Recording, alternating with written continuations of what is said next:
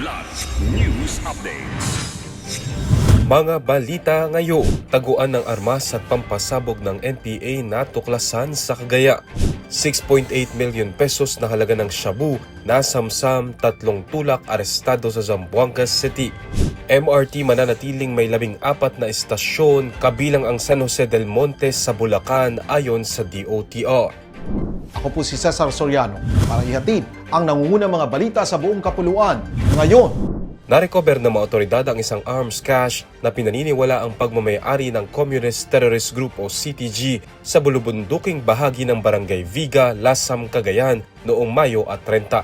Sa isinagawang operasyon ng pinagsanib na puwersa ng PNP at Philippine Army, nakumpiska ang iba't ibang armas, bala, granada, improvised explosive devices o IEDs at iba pang kagamitang pandigma.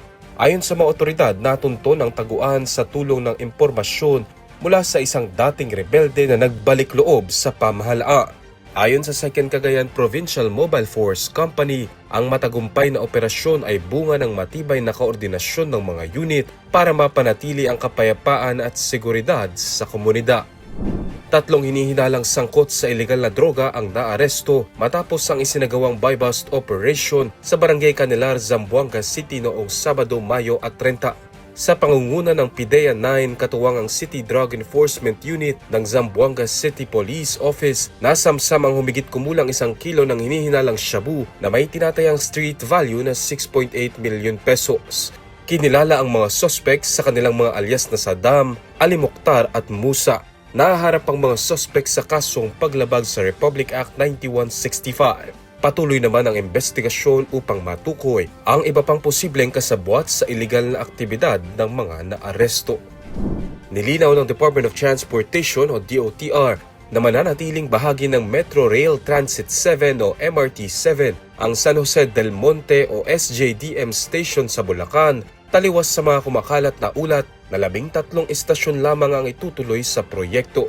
Ayon sa DOTR, hindi inalis ang SJDM Station sa aprobadong alignment ng 22 kilometrong railway project. Sa kabuuan, magkakaroon ng MRT-7 ng 14 na istasyon mula Quezon North Avenue sa Quezon City hanggang San Jose del Monte, Bulacan. Kabilang sa mga istasyon ng Quezon Memorial Circle, University Avenue, Tandang Sora, Batasan, Regalado, Mindanao Avenue, Tala at ang SJDM Station.